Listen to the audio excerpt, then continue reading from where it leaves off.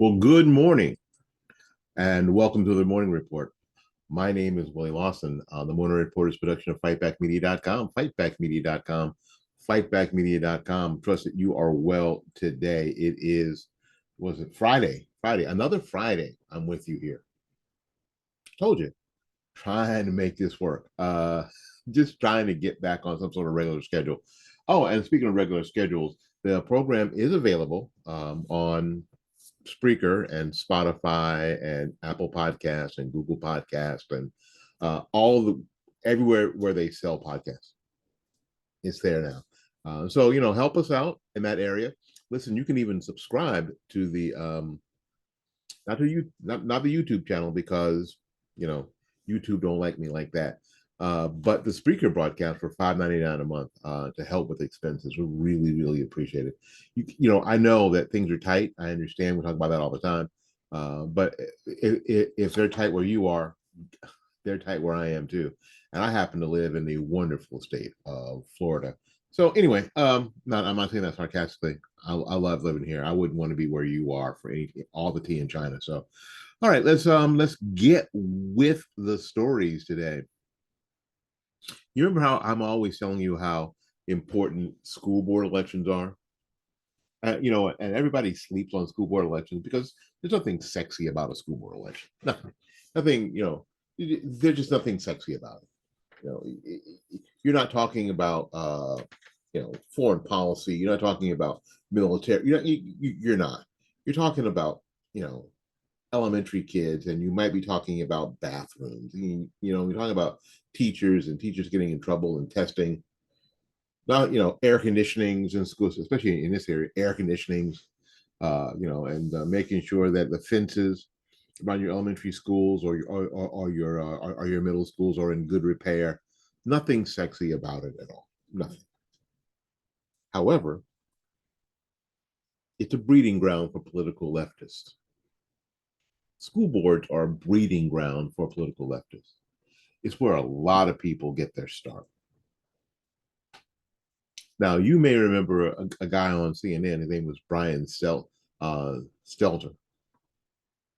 Yeah, sort of made your skin crawl a little bit. Yeah, he is reportedly running for school board in Reddington Township in New Jersey, my home state. The funny part is that he is running as a Republican. Yeah. Where I live, school board elections are nonpartisan.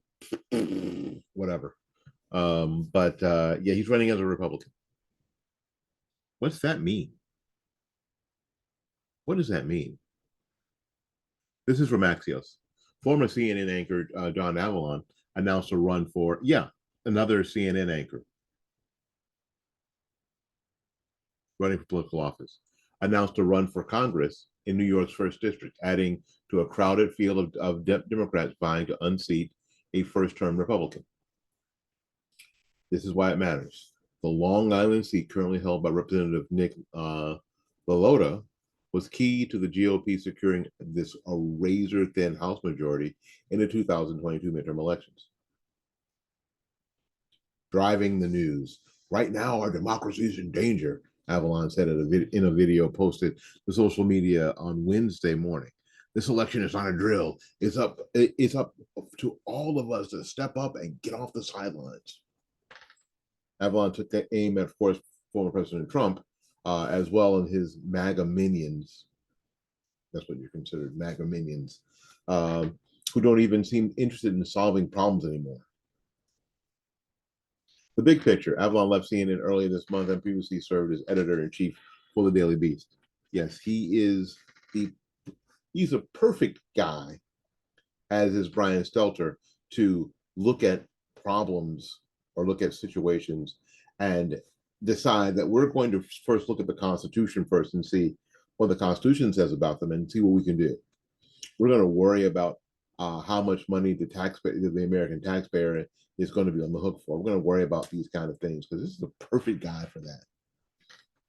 So Stelter's run does not allow us to rehash the times he got owned by college students who lambasted him for being on CNN, which arguably become a misinformation factory concerning the Russian collusion hoax. Remember? Are you old enough to remember that? Russia, Russia, Russia. CNN forever, right? The Hunter Biden laptop situation. Remember? Russian disinformation. Remember? Until we found out that it wasn't, right? Covington kids. That kid who was just standing there while this activist, was egging this kid on. He was just sort of standing there smirking, but this sort of awkward teenage, right? You remember? Oh, and all the unsubstantiated sexual misconduct that allegation, lobbed at Justice Brett Kavanaugh. You remember, right? So now he does. He also did a hilarious 180-degree turn concerning the legal baggage and allegations facing Hunter Biden. Now he's going after Hunter, right? Uh, it's why his show Reliable Sources was always a source of comedy. It's awful. It's awful. But he no longer. I mean, he no more needs to be on a school board, even if there's only 3 schools in the district. I don't know how many schools are in that district, but he no longer. I mean, he no more needs to be on a school board than the man in the moon, because this is where they get started. This is where a lot of this progressivism gets pushed, and we're dealing with it now because of it. School boards are very, very important. School board elections are very, very important. So it's up to you folks in Reddington Township. I don't know how many people in Reddington Township listen, watch these videos or listen to these podcasts, but it's up to y'all to make sure that this dude is destroyed post haste, right? That we make sure, we just make sure that there is no way at all that this guy ends up on a school board. That he ends up in an elected office, although he will have the name recognition. Everybody knows who he is. And what we have to do is stop thinking just because somebody has name recognition that they have an inkling of an idea of what's going on, that they're smarter than the rest of us, because they are not. They are not. And I think that's very, very important. Do not let this guy win. I know that you'll be sad, and we'll all be worse off for it if Brian Stelter gets to be on and I know it seems small, the Reddington Township School Board in New Jersey. This is where it starts, folks. This is where it starts. One of the things that I like when they start, when the left starts, attacking each other and eating each other. Always fun. In an article by Matt Vespa, our friend over at Town Hall, it's not like the Biden White House didn't see this coming. His last visit to the Mitten State with the auto workers union leaders was marked by protests from Arab Americans who are infuriated over this administration's stance on Israel, because we are still standing with Israel, and we should. So there are certain Arab Americans, and people like Rashida Tlaib are amongst them, because she's an anti-Semite. And I thought, I thought being anti-Semite was bad, right? Isn't being anti-Semite bad? Why isn't it bad when Rashida Tlaib is an anti-Semite? Why is it not bad? Why isn't she being repudiated? Anyway, it's one of the few positions with at least some bipartisan agreement. These pro-terrorist sympathizers believe that genocide is being committed against the Palestinians at the hands of the Israeli Defense Forces. There have been comparisons to the Nazi Holocaust. It's ridiculous. It's outrageous. It's insane. And it's not shocking that at least that Representative Rashida Tlaib, Democrat from Minnesota, is urging her constituents who live in Dearborn, Michigan, to vote against Joe Biden in the primary. What's that mean? Protest votes. Is there anybody running against Joe Biden in the Michigan primaries? Here's what she says: if you want us to be louder, then come here and vote uncommitted. Tlaib said in a new video posted on social media last Saturday while standing outside an early voting location. She joined growing calls from progressive activists in Michigan to vote uncommitted in the state's Democratic presidential primary on February 27th instead of voting for Biden.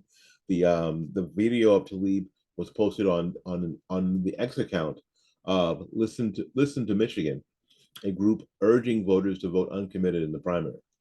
Tlaib, who is Palestinian, some would call her a Palestinian American, but she's not. Cited her dissatisfaction with Biden administration role in the war between Israel and Hamas, and now growing factions in the north. It's on, folks. Things are coming to a head. It's also important to create a voting bloc, something that is a bullhorn to say enough is enough. We don't want a country that supports wars and bombs and destruction. We want to support life. We want to support life. We want to support. We want to stand up for every single life killed in Gaza, not every single life killed in Israel. That Gaza has been lobbing rockets into Israeli neighborhoods for years. We don't want to talk about that. We don't want to talk about that because Tlaib has refused to condemn Hamas for committing a campaign of rape against Israeli women during the October 7th attacks. She voted, quote, present on this resolution and nay on an earlier one banning Hamas terrorists from entering this country. Tlaib is one of the most vocal pro-terrorist voices on the Hill. So this one woman's war she is waging against the president is fitting, I guess. The Biden Muslim voter division must be addressed in some way, since losing these people come election day could kill Biden's election. Maybe. I don't think so necessarily. Given their attitude, these voters will sit out the voting for him. Though Biden can't be seen as caving and could lose him the Jewish voter support. So the president is stuck between a rock and a hard place here. There's no way to go for him but to support Israel against Hamas and Hezbollah, who they're now fighting in the north. Like I said, it's on, folks. Everything's coming to a head, and lose the rather large Jewish vote, Israeli vote, that he has. You know, that Jewish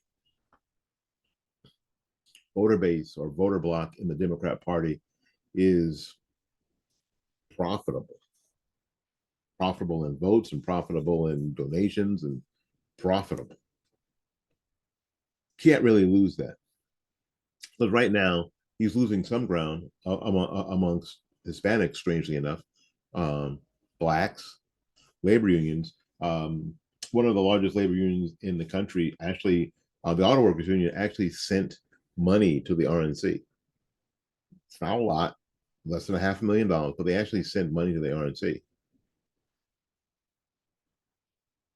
Some of these policies, these ultra green policies, especially in the pushing of electric vehicles, are going to put some of these people out of work, and they know that. I mean, They're not home watching Fox News, like they're watching Roadhouse. They know these people are smart enough to figure out these policies that people keep talking about. These going to put us out of work. So the unions that are typically all Democrat or nothing are actually sending some money to Republicans. Weird, isn't it? And young voters who are thinking that these policies can't continue. So some people are finally getting it. There's a whole generation of counterculture that's starting to get it and are going the other direction. These people aren't, John Birch Society conservatives or if they're not radical, Reagan supporters, they're not. But they are starting to ask questions and starting to wonder.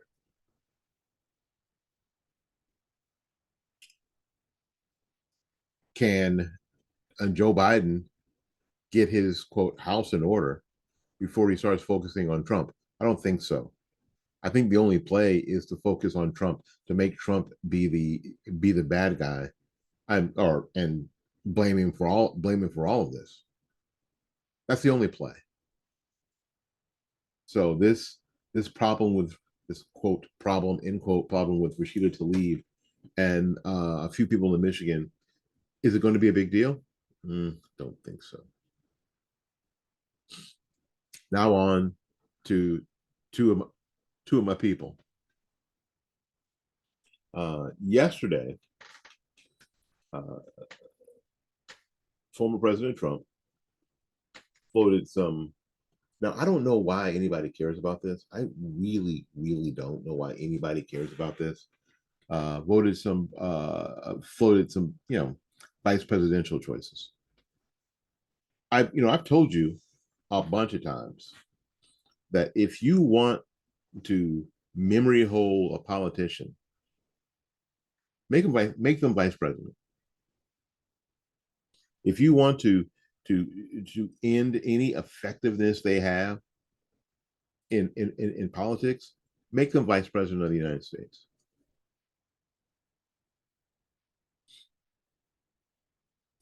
Because they only serve at that point at the pleasure of the president.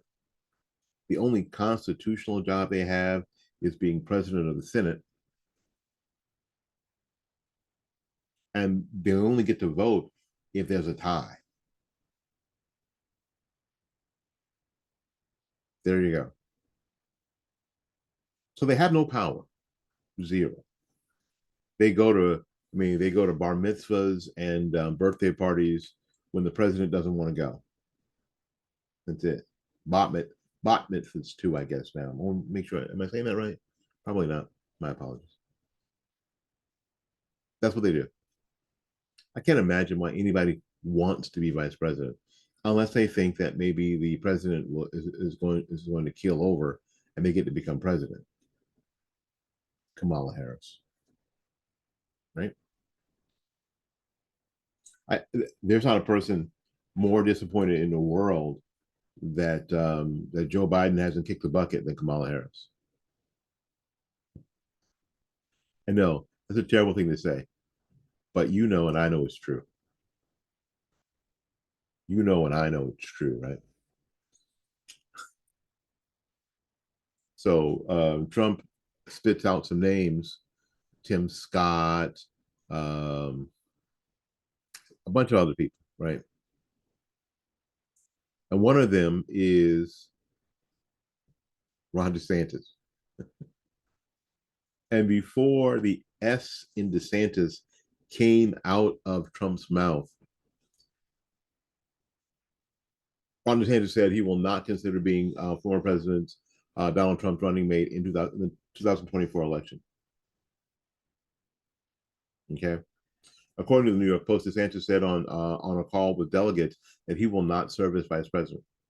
People were mentioning me as a potential vice president. I'm not doing that. DeSantis reportedly said on the call. I know some people are really actively seeking it. It seems to me, just from watching the kind of body language and stuff, that you have a handful of folks who seem to be auditioning for it. He explained. I think my criteria for a running mate was different than what probably Donald Trump's criteria will be. The governor added. My criteria was basically, I need someone who can do the job if it came to that. If I would have been and I would have been the third youngest president elected. So chances are, actuarially, going to actual, I would probably be in pretty good shape. But you never know what else can happen. It's happened before, right?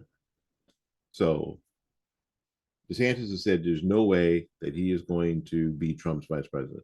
And you guys do this. It's the weirdest thing.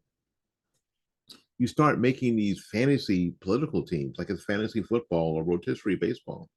I know we'll get Trump as vice president and we'll get Ron DeSantis as, we'll get Trump as president, we'll get Ron DeSantis as vice president, and then we'll get, and you start adding all your favorite Republicans and conservatives, and they'll be all on the same team. And somehow you think that's, first of all, you think it's going to happen.